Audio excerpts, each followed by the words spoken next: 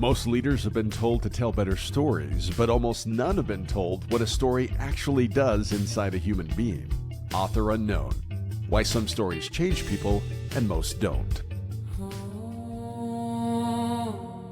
Hey, and welcome to Author Unknown. I am super excited about our guest today. In fact, the music bed was actually composed, created by him, and it's an apropos segue because it is on the topic of AI, on creativity, on where writing and technology all meet that we're going to talk about. We're going to go deep into it. So maybe stay tuned. We can provide a link or even a longer portion of that song because I played it for my kids this morning and it was approved through all members of our household. So that's a good sign.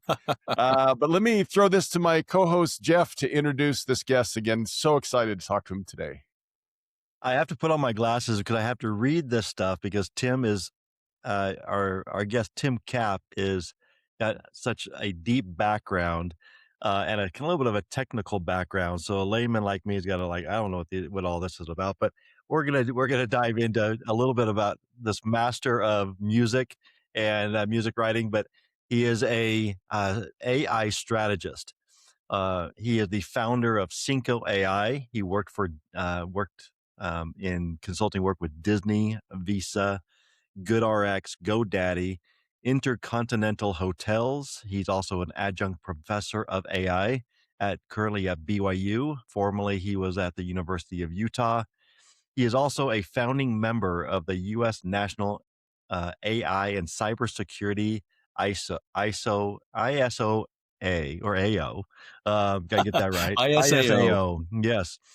He is currently working with the fact that we are author unknown. Well, of course, we love to have authors on here. And Tim is not a novice at writing and creating, but he's working on a book called I Am Learning You. He's also got a piece of music that has the same title, I Am Learning You.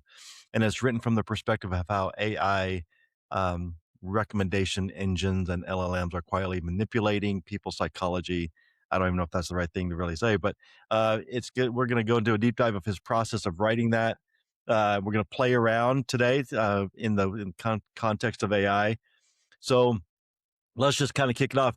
Tim, why don't you, from a little bit of your background and perspective, because you have such a history of AI, and as we were talking in preparation for this podcast, one thing that I learned that I think is so fascinating.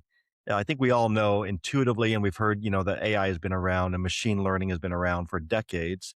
Very few of us, myself included, really don't even know what that really meant as far as how early on, what was the journey of AI. And I think that'd be an interesting kind of kickoff to our conversation. And then we'll get into some of the writing process of some of the I guess, battles that are going on around IP and writing and how to use AI in creating content and books and all the things.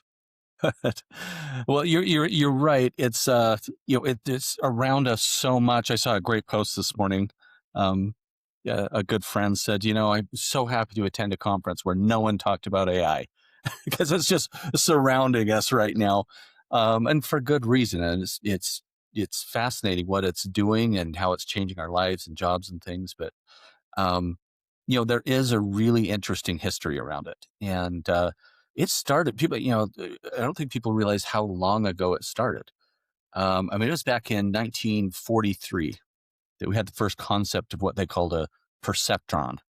Okay, and it was the early stages of what is now deep learning. It's the very early stages, but it was absolutely fascinating because they came up with this idea, and literally within a couple months, maybe, the Navy had published a big article that basically said, we're going to have robots that are going to be, doing all of our work within 5 years.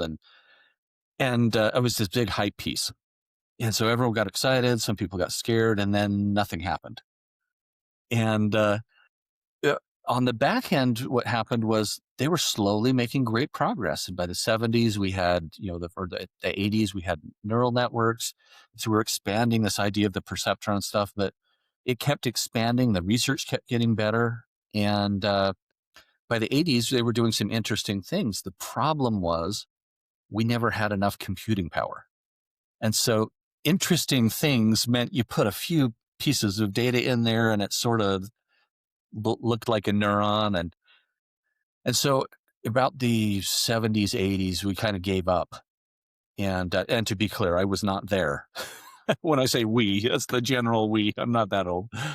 But we kind of gave up and we went with what we thought, we'll just take all of our human knowledge and document it as rules, as so that, the more rules we document, the better these things will work. And it seemed like a valid solution at the time. Now, I want to just unpack that for a minute, because you said, back in the early days, they were scared. And so they kind of just kind of shelved it a little bit or didn't really pursue it. And then now you're talking about they were trying to put on rules. Were they, because there's this fear out there in general with a lot of the population around the fear of AI. Even back then, that was kind of the sentiment. Yeah, well, it was like it is now. There are a lot of people that are like jumping on board and saying, absolutely, let's do this. It'll be the best thing that ever happened to humanity. And then there's the other group that said, well, it'll be the last thing that happens to humanity. So there's always been kind of this fascinating back and forth between those two groups. And they're probably both a little right. There's elements of truth in that. And the truth is, like Plato said, probably somewhere in the middle. Aristotle. Platt will call me on that. That was Aristotle, not Plato. Yeah, I was about to jump right in there, and and so that's a good segue, because I think what's interesting now, there's a lot of debate, and for me, it was both. It's both new and familiar, because some of this felt like the debate that philosophers have been having for a very long time. And to your point, we've been doing this for 70 years. We've been talking about, well, what constitutes intelligence? What constitutes knowledge? What constitutes creativity, right? These are all within the realms of what a writer thinks about, what a thought leader, what a creator, what even someone that owns, brand messaging is going to be thinking about things like this. But, and I think Turing even sort of sidestepped, in the early days, sidestepped the idea of what knowledge is and said, well, let's look at how it expresses itself, right? And so the Turing test is really, it's not trying to pin knowledge down and define it. It's just trying to say, well, here's evidence of it in practice. Is that correct? That's exactly right. So the Turing test was fascinating. It basically said, so if it can pass itself off as a human, basically, then it's intelligent, right? Well, the problem is that we keep raising the bar. So to put this in perspective, we've recently been passing the Turing test, and probably 3 years ago, and regularly pass it now. So we're passing all kinds of tests that everyone thought was intelligence or empathy or things like that. And so it's fascinating. We just we're really uncomfortable with this idea of intelligence. I think in the 90s, started off in the 90s, there was a paper by the Wall Street Journal, or a opinion piece by the Wall Street Journal on intelligence. And it was not a fantastic piece. Someone said he was talking about biology and intelligence. You probably remember the debate that ensued. And because of that, a bunch of people came out with a big opinion piece. 60 different psychologists or something like that said, well, we're going to define intelligence. And all the paper did is prove to everyone else that no one knows what intelligence is. We literally don't, we don't know what it is. It's not IQ. And this is the time period that we suddenly got emotional intelligence, and, there was physical intelligence. All those different intelligences came out of that debate that we talk about today. And they're all probably somewhat right. But we don't have a definition of intelligence or a good test for it, because we don't know what it is. So we keep trying, we definitely keep trying, and this is what's making people uncomfortable about AI is every time we throw an intelligence piece out, we throw out the Turing test and LLMs, large language models, and ChatGPT beat it. And then we say, well, but it could never do emotions. Well, then we test doctors and their perceived empathy from patients against an LLM that is also speaking to patients. And it turns out they like the LLMs better. They think the LLMs are more empathetic, or at least from the receiver's point of view. Why is it that AI, to the layman, we say, why can't programmers just build the frameworks and the rules and allow it and just, protect what it, where it goes off and hallucinates or creates, crazy things. What are, you from your experience, what have you seen as far as how AI is operating versus what kind of the average person is thinking? Why can't you just, if you're building it, you should be able to control it. So it's fascinating because, again, when we in the 80s, 90s, we went to this, what we call symbolic logic. And all that really means is we started trying to take the rules humans follow and encode them so that AI could follow it. And, we thought that would be the solution. And it turns out we're really bad at writing rules. Platt and I've had this conversation before, but we're really bad at taking knowledge in our head and getting it down into rules and things. And ultimately, we realized that once we had enough compute power and things like that, we realized that, what you really need to throw at this is scalability and experience, just like you would a human. There's a great paper if you get a chance to read, and I'm trying to remember who wrote it, but it's called the Bitter Lesson, and it'll come to me in a minute who wrote it. But the idea there is every time we try to take human knowledge and encode it into something, it just doesn't work out well. And it's better if we just train these things. Well, the way we worked around rule-based systems is we allowed them to be probabilistic, meaning it's statistics. It's not that there's an exact answer. It's that we're throwing a whole bunch of data and it's going to perceive it and interpret it as it perceives and interprets it, just like a human. And we are not predictable. And so that's why these things can hallucinate and why they can occasionally give you unpredictable answers is they're probabilistic. They're not rule based. That's the technical answer.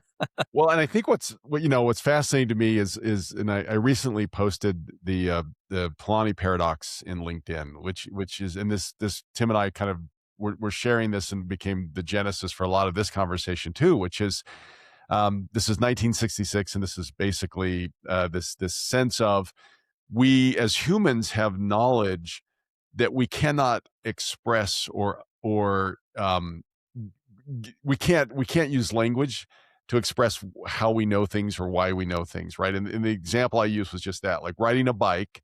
And if I said, take every rule, every piece of knowledge that it takes and is required to ride a bike, everything from how to balance, how to adjust, how to steer, how to pedal, how to, right, all these micro adjustments that you have to make, and try to encapsulate that into language, you just can't do it, because somehow that knowledge is embedded in muscle memory, it's embedded in experience, and it's embedded from the falling off the bike and 10,000 failures to get there. And what was fascinating to me, and part of my own learning around this, was that in the same way, I think computer science has acknowledged that, yeah, we keep trying to give it rules and give it language and structure it that way. But now we actually have the computing process and power where we're just trying to replicate a neural network. And instead of giving it rules, we're starting to give it experiences, and we're starting to let it teach itself. And we're really modeling human knowledge acquisition in a way that's very kind of uneasy for me to talk about as a creative human. But Tim, am I articulating that a little bit? Like we're starting to get into the same territory of knowing things without knowing how we know them or why we know them. Exactly. I mean, first of all, deep learning is a black box. We can't even look into it and pull the meaning out. We use something called vectors. We vectorize data, books, things like that for large language models.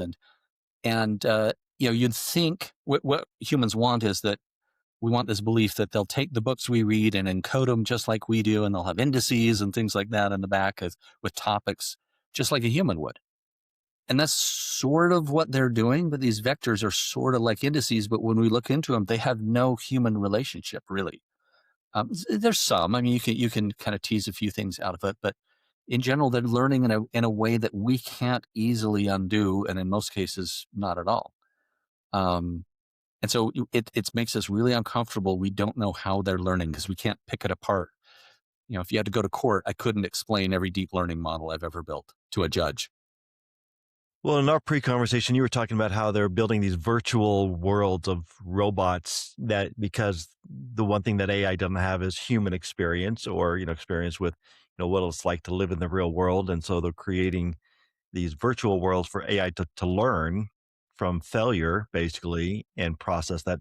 Share some of that. That was pretty Well, fascinating. so we got on this conversation. Platt was brought up the Polanyi principle and said, we've got things like riding a bike. We don't know how we learned it. And I said, well, in NVIDIA is a good example. There's a lot of companies doing this, but they're building what we call world models. And they're for exactly this purpose. We see, large language models are fascinating. What we've done with language is amazing with ChatGPT over the last few years, but we're seeing some leveling off.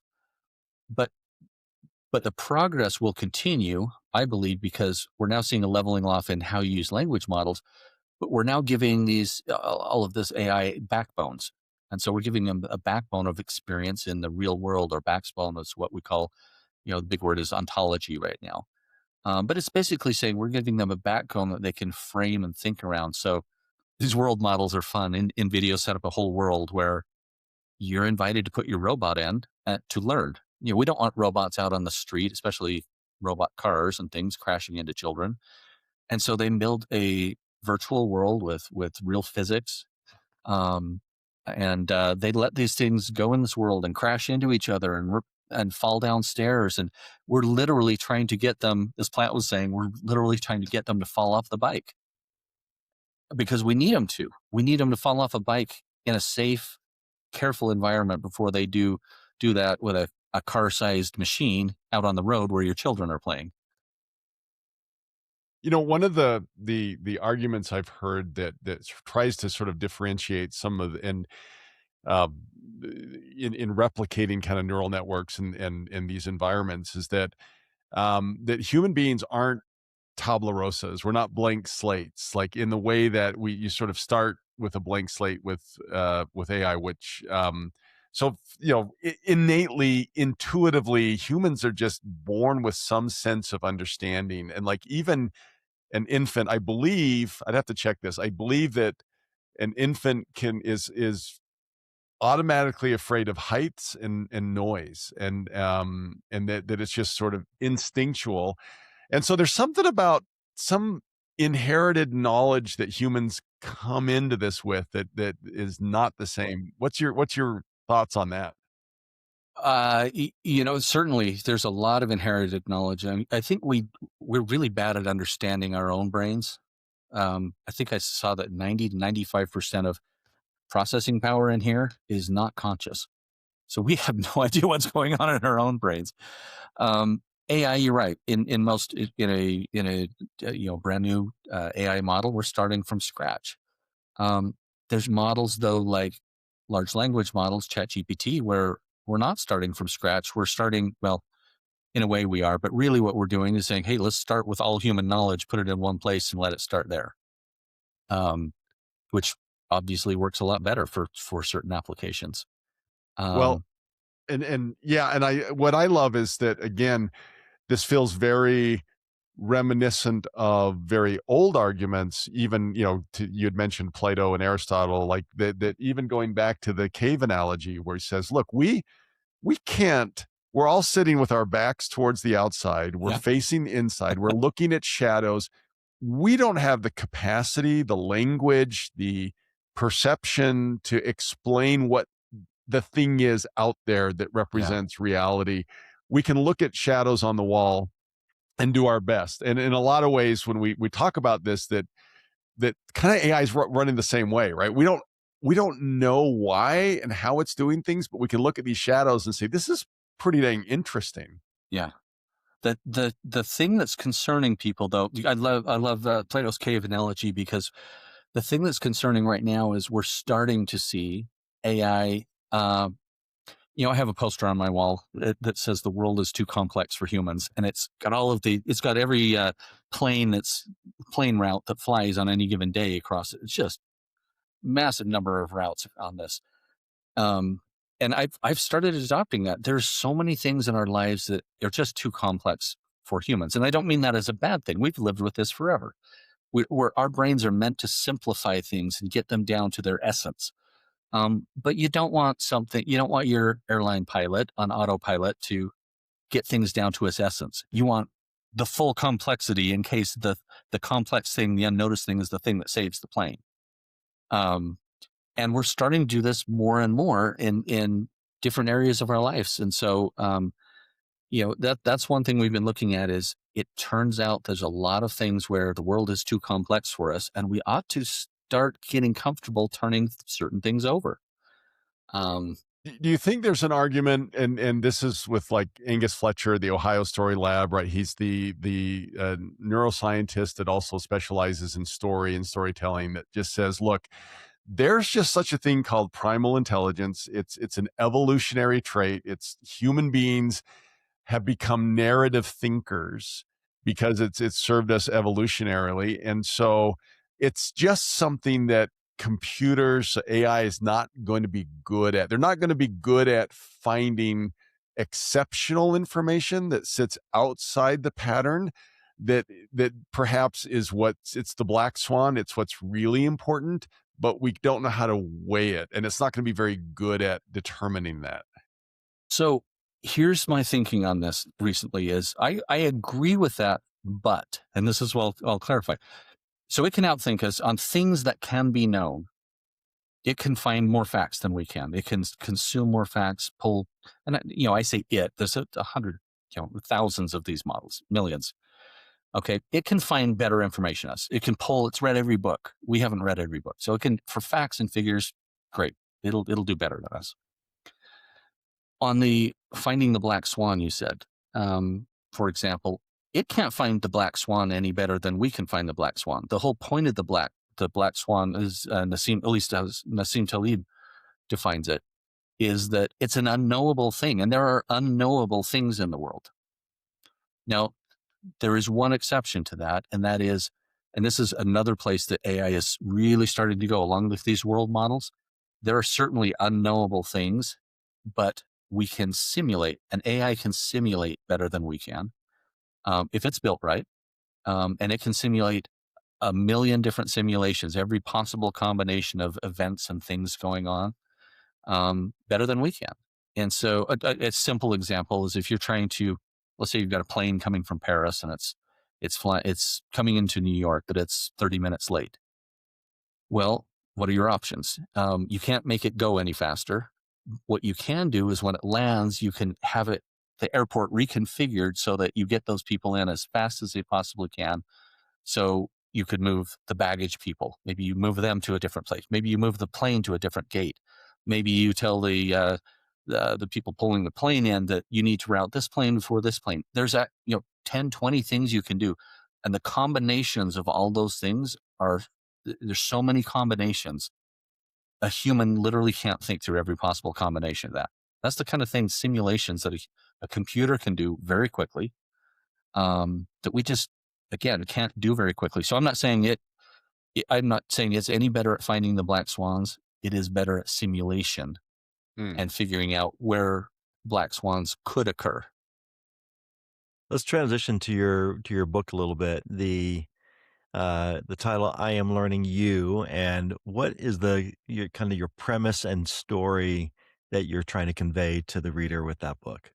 So it's kind of the same thing, but this is a little more at a personal level. The book really explains how AI recommendation systems and personalization engines, and now these autonomous agents, they interact with us in really cool ways. I mean, they're designed to support us, but they accidentally, not intentionally, really interact with specific vulnerabilities that evolution kind of built into our human cognition.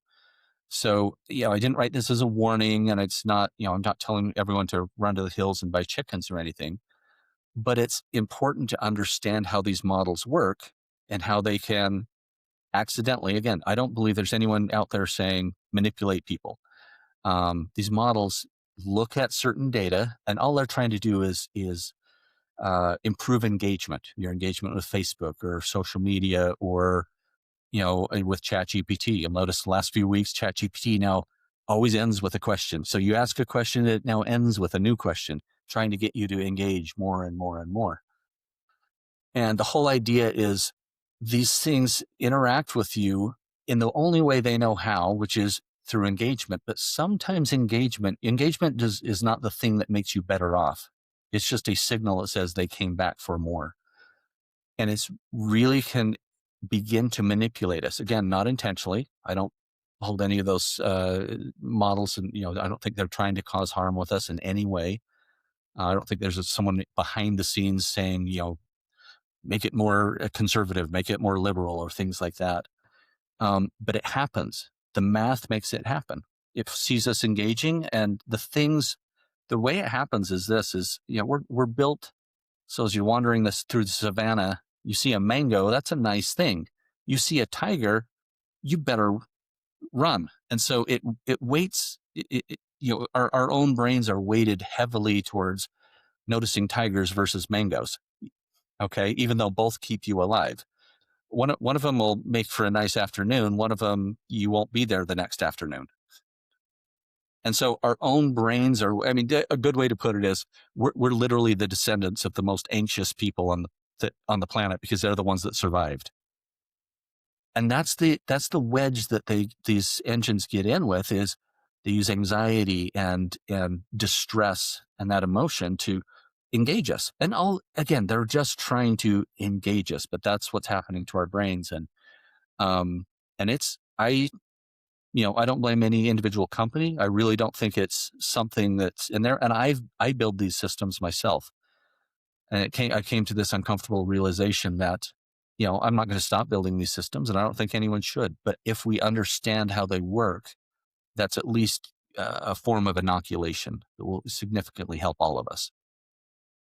What are some examples of where that's created a problem with it trying to, engage us and figure us out and do what it thinks that we want to do, but then it turns out really, really bad?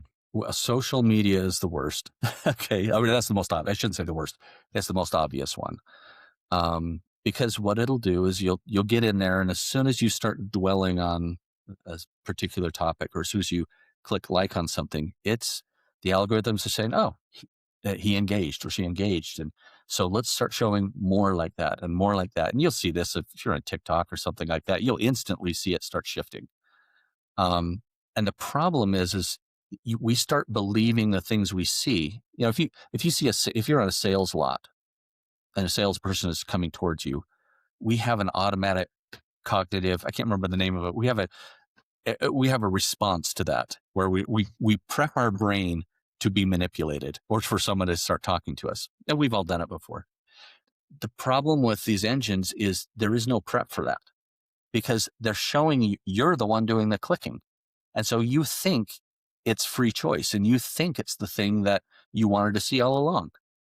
And then the problem is that these things, bad news, negative things that trigger our brain, travel about 7 times further, I think is the number, 6 to 7 times further than good stuff or stuff we agree with. And so things you disagree with, or things that get you angry and energized, will pop up more and more and more. And pretty soon it starts changing your worldview. And we've all seen it. And the crazy part of this is we've all seen it in other people, right? It's always someone else.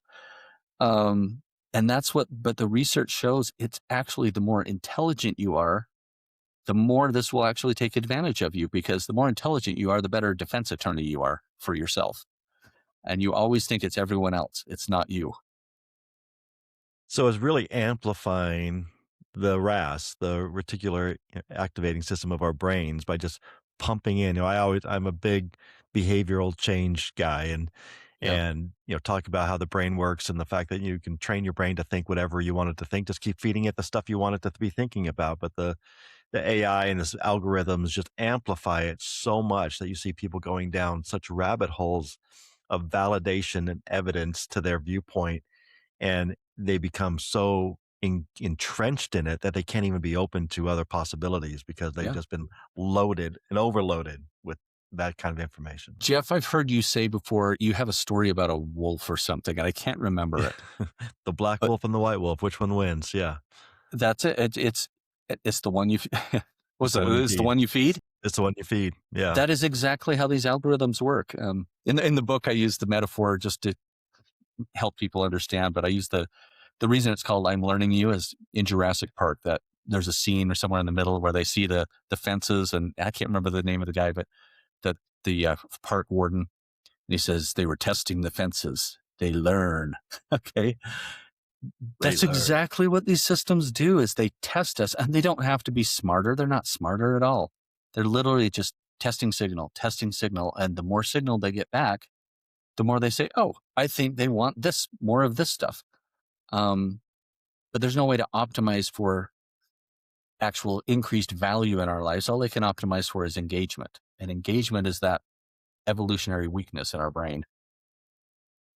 Tim, I'd love to, is your book as this, and then I saw your early cover with the dinosaur looking at you, and I'm learning you, and it gives you this foreboding sense of like AI sort of working the background.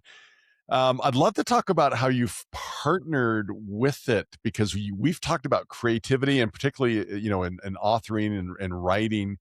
There's a lot to be said about what is creativity. And from the ghostwriting perspective, one of the things that I'm running into a lot is when you're working with authors. Well, there's a couple things. First off, there's a fear of AI generated content from publishers. And what I'm seeing very often is there's a checkbox assertion you have to make now that says this content was not created with AI. Yeah. And I think you find that somewhat of a problematic, or even the wrong question to be asking. Talk a little bit about why that's a little bit of a problematic question.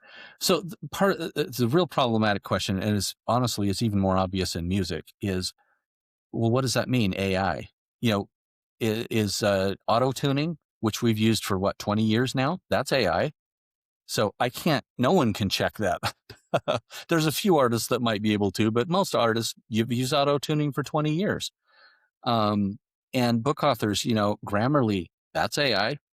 There's AI built into all kinds of systems. And we don't think of it as AI. When the publishers are saying AI, they mean large language models. But the truth is, we've been using AI to publish and write and do music for 20, 30 years, and no one seemed to care. And exactly. And it reminds me of one that I think I shared with you back in my college days in taking a computer science class. We had this binary thinking problem around the apple, and it was to decide, when does the apple become an apple core, right? And it took a picture, and there's a bite out of it. Is it an apple or an apple core? Now there's 2 bites. Now there's 3 bites. And at what point has it suddenly magically transformed from one to the other? And I feel like publishers are in that sort of mode of thinking human or AI, and they're trying to force a binary where there probably shouldn't be one, realistically. Yeah. It's just impossible. And so it's putting us in this impossible situation where everyone, honestly, is just going to lie. And we're seeing this in academic journals right now. And so it's not that binary. And I don't have an answer for them. Now, what I think, I don't want to fault the publishers. I think they're trying to do something really good. And that is, they're trying to maintain the quality, because if we just let this, tsunami loose on books, as we talked about, I know a couple companies that are just having AI completely write books for them. They're not business books. They're actually in, what do you call the romance novel kind of thing? There's a group in India that I know that is doing, just cranking out, 1 or 2 romance novels a day right now. Yeah, I think are you addicted to these? No, that not I'm a little addicted. Platt's been just digesting them as fast as they can come out. Yeah, I listen to them at 2 speed on Audible. Oh my goodness. Well, it is an interesting conflict, because I'm working on my first book and on that journey, and I to sit down and type all the things that I want to do. So Platt's been a great coach, for me on, actually, talking into it and having it transcribe and all those things, and have it interview me. But man, for it to crank out my ideas, so fast, I love it. And it actually amplifies my creative thought process. And also when I have it, when I read it back, I'm like, that is awesome. Yeah. And it goes back to that Polanyi principle. Is we're really bad at we know what we want to say. We feel it, but we are we're gut reaction engines. We are not verbal engines as much as we like to believe we are. We invented that, but we are essentially gut reaction engines, and that's what it helps us get out there. So let's, if you ignore the publisher, yes, no thing, maybe we could, if we talk about how this is useful for doing exactly what you just said, Jeff. I mean, I started with, I think better when I'm moving. I'm one of those people. I have to move, or I have to be on a whiteboard drawing something. I can't think straight. So every morning I'll go out and I'll turn on my phone and I'll turn on, ChatGPT in voice mode, and I'll start talking into it and having a conversation, and I'll throw out an idea about an article or something I've been thinking about, and I go back and forth for an hour, 2 hours sometimes, just asking it, go do this research for me. Here's a question I had, go look at this definition, or go find this article for me. And then I'll ask it questions. Well, what does that article say about this? Or what does this article say about that? And I'm not writing at all. This is my research assistant, someone I'm bouncing ideas off of. That is actually the most useful thing for me, is not even the writing. And then when I'm done with that, I'll say, okay, let's start outlining this. What would that look like if we put all this together? And I'll argue with it, and I've trained it to argue with me. And I'm sure that's kind of the level that most people are at, but it's really good at doing that kind of thing. Now, I think Platt and I both learned a whole bunch of tricks. So, yeah, and it reminds me of the story, and I shared with you before when I was ghosting a book on change management, and I introduced this story about technology being this disruptive force and ice. And so for years and years, centuries, people were in the ice harvesting business. Their families would go out on these lakes and they'd cut big blocks of ice and they'd move them into warehouses, right? And there was a whole industry. The reason we have ice boxes, the reason, the apartments had that were built for ice delivery and all of this. And then all of a sudden refrigeration shows up and this new disruptive technology. And the fascinating aspect to how you adapted to that technology was really the question that you asked as you faced it, because those who asked, how do I stay in the ice delivery business, went out of business. And those who asked, how do I stay in the keep stuff cold business, were able to transition and innovate. And one of the fascinating stories with that was the origins of 7-Eleven, because when you look back far enough, they were actually, the warehouses were all where they stored ice through different parts of the city. And when they started asking, well, if we're in the keep stuff cold business, what's the stuff we should keep cold?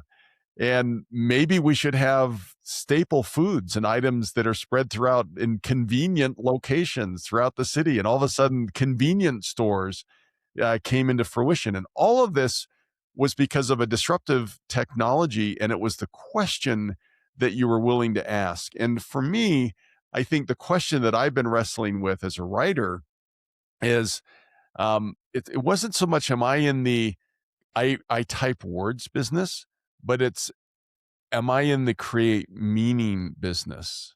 And that has fundamentally shifted the way that I've been thinking about it. And Tim, I'm just interested in your reaction to that, or as you've wrestled, if that feels like the right kind of question to be asking, or what's your sense of that? I think that's exactly the right kind of question to be asking. Can you create meaning, and even more specifically, can you create meaning for yourself? And I'll give an example. I mean, I think all of us write a little bit for ourselves, and that's because when I go write a book or write music or whatever it is, I do it because I'm compelled to do it. I want to get something out, and so I'm not taking ideas from AI. I mean, I'm sure it could generate stuff. That's not how I do it. I take my original idea, I use it absolutely to go do research as a research assistant, and then I will interact and go back and forth with this stuff. So, I feel like it's a superpower, but it's no different. It's no different than if you had gone out and had a research assistant. It's just now you got 1,000 of them, and they know everything, every book known to man. and you can ask lots of questions and get lots of information, but you still have to come up with a meaning. And the problem that people are having is, I think, is we can make it sound really good. So I keep hearing people say, well, it produces AI slop is the great word. AI slop just means you're a bad prompter, frankly. If you're getting AI slop, you're a bad prompter. You're using the basic stuff that ChatGPT gives you. There's so many tools. I can make it sound exactly like me.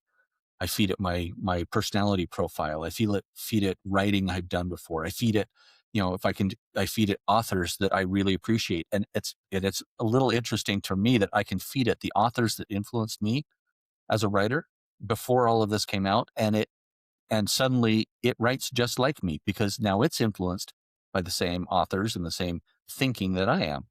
And once you influence it the same way you were influenced, you realize, I was assembling a lot the whole time my brain was doing the same thing it's doing. So that you can get around it. You can make it be funny. People say, well, it can't be funny. You can't tell jokes. I completely disagree. We figured out how to make it funny. And it just, like I said, AI slop means you're just a bad prompter at this point in time. And no one wants to hear that, but that doesn't solve the meaning problem. And that's what I finally realized with my songs is, I come from a family of incredible musicians. And, some of them looked at me like, what are you doing? Because I'll bring in I write my own lyrics, but I'll bring in, the instrumentation, things like that. I'll use a lot of AI. And it kind of gave me the evil eye, like, yeah, that's cheating. Yeah. But you know what? It brings meaning from me. I have fun building this stuff. Like I said, I choose to do the lyrics. It probably could write better lyrics than me. I could probably train it to write better lyrics, but that's the thing that creates meaning for me is that's how I enjoy the music is doing the lyrics. Platt and I were also talking about, how do we come up with the music? And I'll do things like, we'll scat or we'll do, just odd stuff. So we come up with unique kinds of things that evolve into meaning the way I want it to evolve into meaning.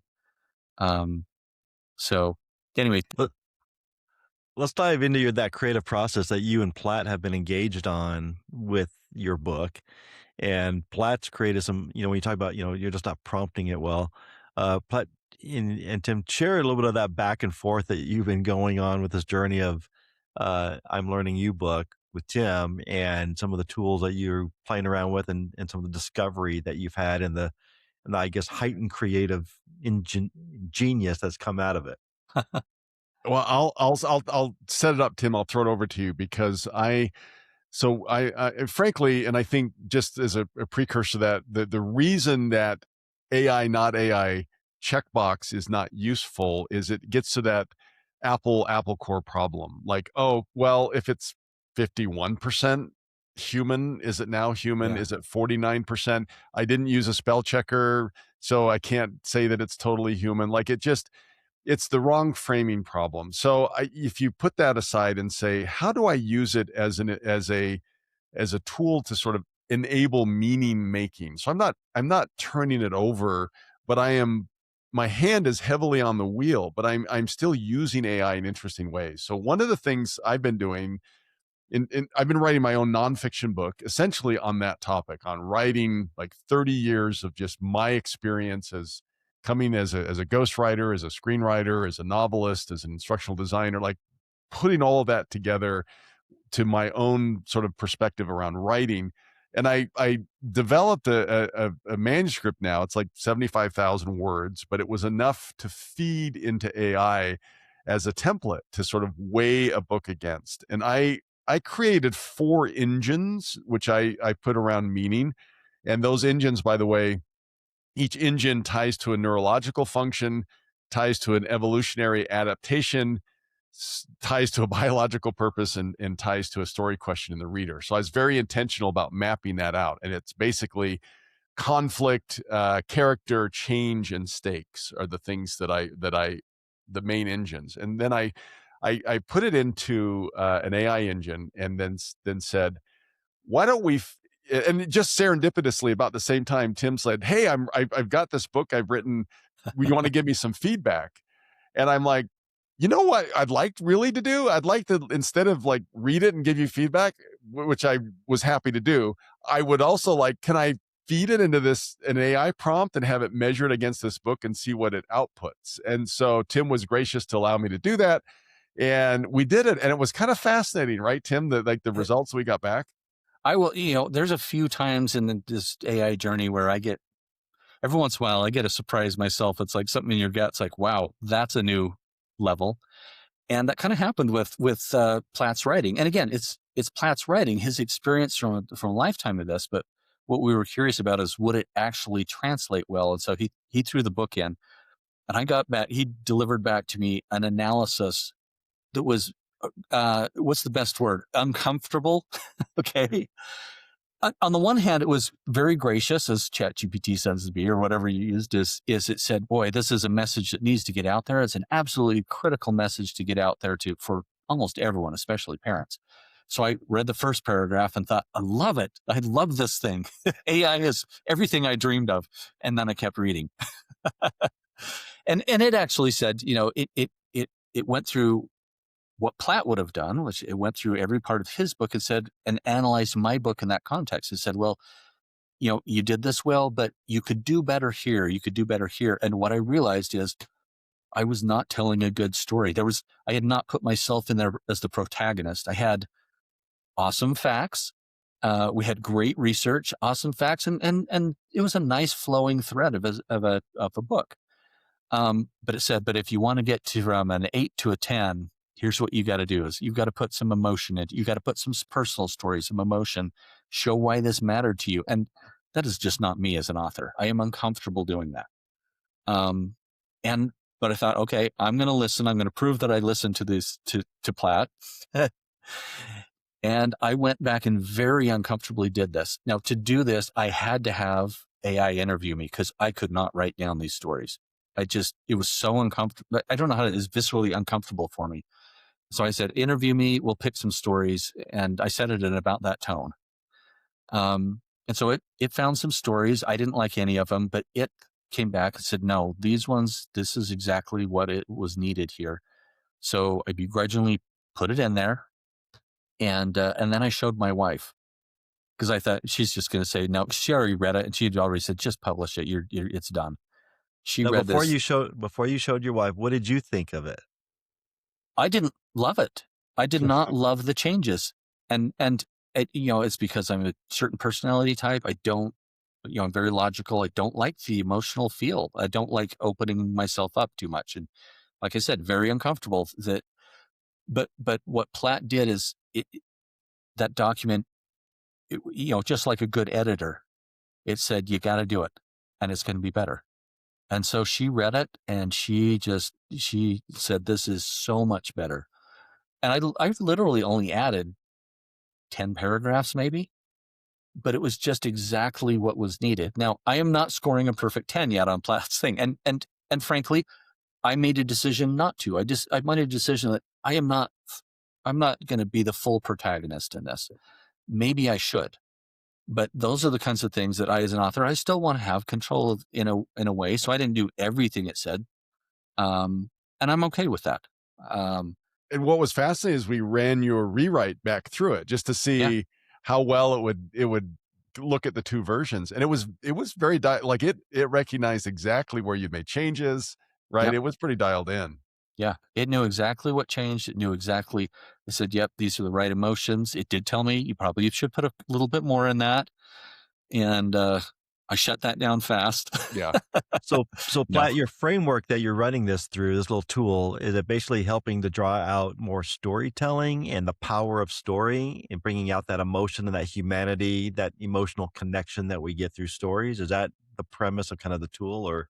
Yeah, that, and really it's looking at not only just story as a kind of unknowable muse-like, thing that you tap into and that some people access and some don't, but really break it down. Being a screenwriter, you learn that a lot when you see a film that, there is a ton of like highly structured things going on under the surface that's just rule based. So there's a little bit coming full circle around. There's a lot of writing rules that are helpful and you can share and articulate, but there's a lot of meaning making that happens beyond the rule set, right? And so art and writing is a bit of this of both. And so what I try to do is just put all of this, capture this all in my book. But um, what I define as story is facts plus meaning. And where I really lean into is most people have the facts part, right? Most thought leaders, most like even to Tim's point, like he's got the logic part. He knows the argument that he's wanting to make. He knows the things, the data that he's trying to communicate. What a storyteller does is to say, well, to make that meaningful, well, what do you mean by meaning? Well, very specifically, meaning is conflict and emotion. So it's conflict significant enough to evoke change and significant enough to evoke emotion. So then you can start to pull on those very specific levers. So I think what the AI tool was doing was looking at that meaning part of the equation and saying, how do you have conflict? Well, you have a protagonist because the protagonist is up against something.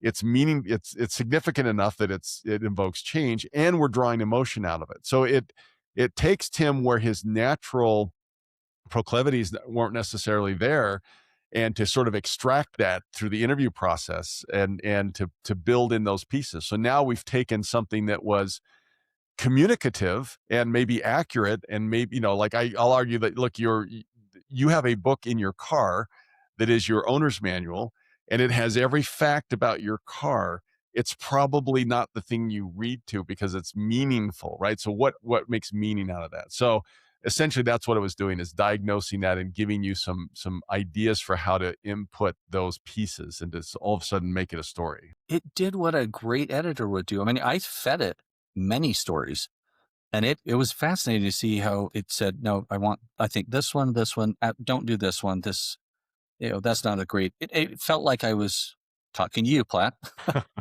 See, see, Tim, this is where your music comes in, because it was providing the music and the score to your production.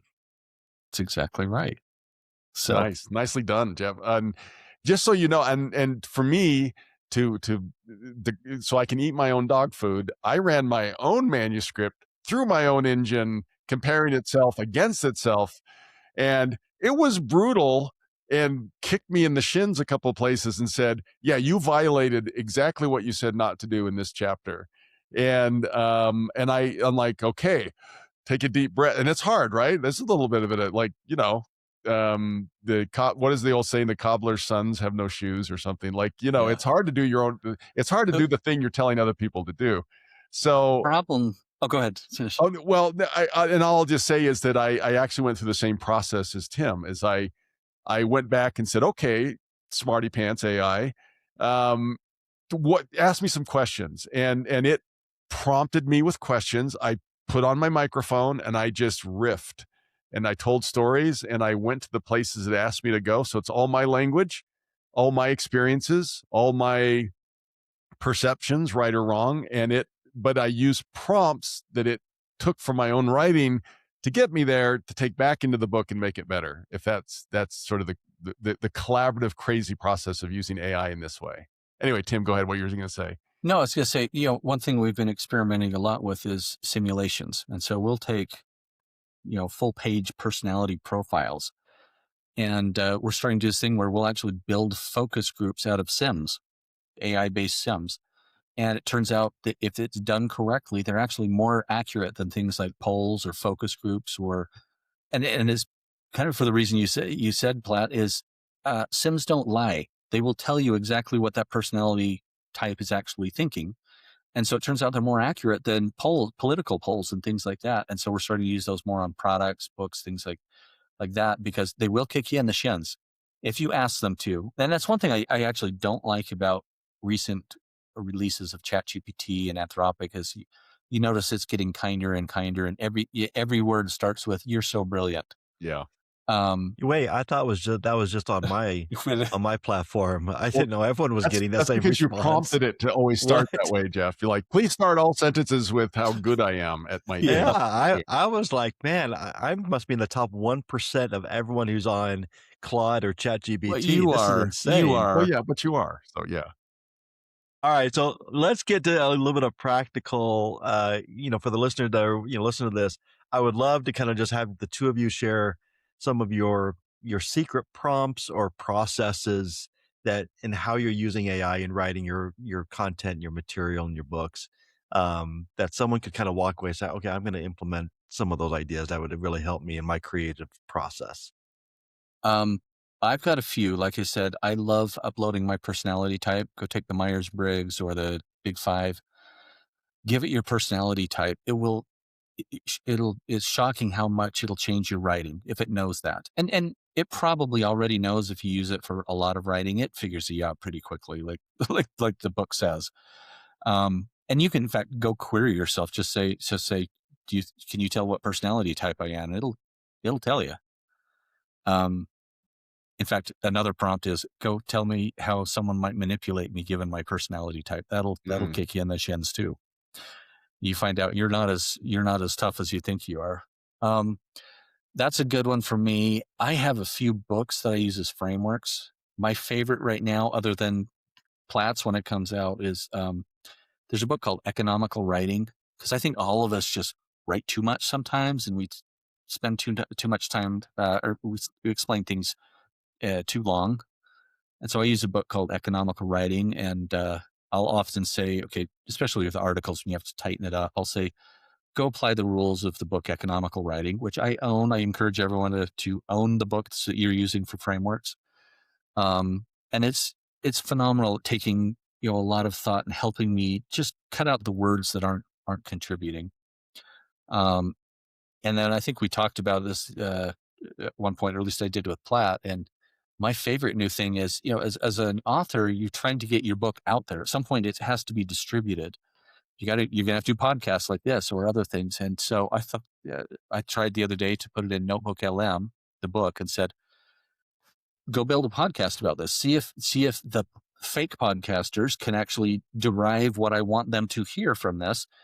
And it was brilliant. I could tell exactly what part of the book was getting through and what part needed to be shored up a little bit. I could tell what quotes, were likely to come out in future podcasts. And that was a really fascinating process. And I didn't have to take anything from that. But it helped me understand, is this book playing well? Is it? I love that idea. Have Notebook LM create your podcast and you just listen to it back. I love it. It's a great idea. Not You this gotta, podcast, but other podcasts. Other podcasts. Other Absolutely. podcasts would be you great. got to be careful, because it will always say this author is brilliant as well. Yeah. But yeah, if you need a big pick me up, go do that, and it'll tell you how smart you are. Yeah, what's interesting, and I'll have you answer Platt, but just early in my process with writing the book that I'm working on, my son is kind of a protege underneath Platt, who's also a writer and ghostwriter. And I sent him my content, one of my early stories for kind of the introduction of the book. And he messaged me back. He said, Dad, like, this isn't you, but it is you, but it's not you. And it's like, being your son, I know you, and this is good, but it does not sound like you, and yet I know it's you because I can tell it's you in the content. And he's like, "Oh, quit using so much GPT crap, and and take it and then read back in your own words without reading it, just processing it and talking back to it and have it recreate." He goes, just because some of the little words, and just one thing that stood out was, he goes, you never say it is, just that one little change to, Yeah. saying it's, or I've instead of I have. Some of those little things that bring out your personality in the writing was kind of key in that process for me to kind of make a shift to really be me. But I love some of those things. Platt, what are your thoughts? Yeah. Very quickly, just to that idea of voice, I actually talk a lot about that in the book, and I share an experience writing with a really successful businessman in his 80s. He grew up in the South, and just I could not land his voice, could not, and that's one of the ghostwriter's jobs, right? Is to land a voice. Could not get it, and I got kind of frustrated to the point I was transcribing, calls like, like this on Zoom or something. And I actually just cut and pasted his words because I could not get it. And he read that and he goes, yeah, that's not me. And what's fascinating is eventually it became a family member that took it over. And there was something about an intangible awareness that I couldn't capture, that even he didn't recognize in his own voice. It took this outside observer that was a family member to get it. And so there is something sometimes unexplainable about all of this that is, and so I guess I'm saying that even in, this is a tough one to get, like your voice, and even sometimes we don't even recognize our own voices in writing. So it's a fascinating problem, especially when we're using tools, like AI and things. But so just leave that out there without any conclusion, other than there's just sometimes it's really hard to do. Secondly, Tim's a real master at like these prompts and things. I think the couple that worked for me was one. I uploaded a romance book about M dashes. That was a mistake.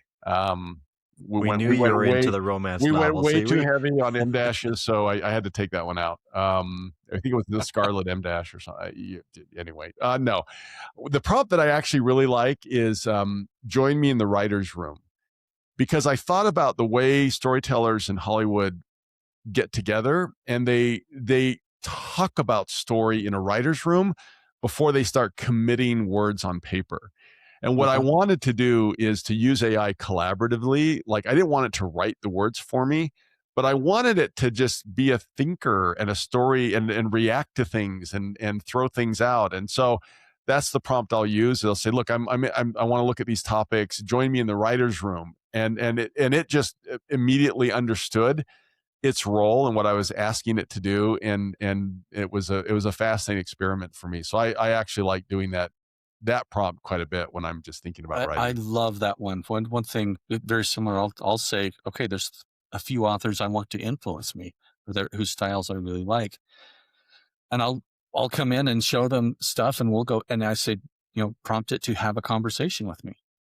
And it's fascinating to see how they will disagree with each other. Yeah. And which is good, because I think, ultimately your job as an author, knowing all the facts out there is not your job as an author. That's interesting, and pulling together interesting facts, that's a computer can do that. What's interesting is being the one to make the decision that what ultimately makes it what makes it good, and what makes it you. And that's why I love that last prompt is you get it's fun to get 3 or 4 of these authors looking at your script and seeing that they disagree, fake authors, obviously, but they disagree. And at the end of the day, you've got to make the choice ultimately. And that's what I really think brings, the personality into it and the meaning into it. Like you said, is that's the human thing, is making that final choice. And I think just to put a capstone on this from my perspective is that, because my undergrad is in philosophy, right? And I feel like we are still wrestling with the same questions. And in the same way that philosophers cannot settle where knowledge comes from, cannot decide where human intelligence, what creativity is, we are still, it's not unsurprising that we can't do that for AI either. And the more we model the way the human brains work, the more we're just leaning to these same epistemological problems, which are, we don't know. And so I think that instead of being angst filled around all of that, instead of trying to push it into these binary AI or human and being on one side or the other, it's really about that question of, what business are you in? Are you in the ice making business, or are you in the keep stuff cold business? And what does that mean for you? And I think that that's the corollary, for me at least, for AI, is how to think about it, how to use it, and not to be freaked out about it. I don't know if you have last words, Jeff and Tim, on that as well, but that's kind of my thoughts as we come around to the end of it. Tim, go ahead if you have any thoughts on that. There's no question it's going to change how we do things. It's going to change all of our lives, all of our jobs in some way.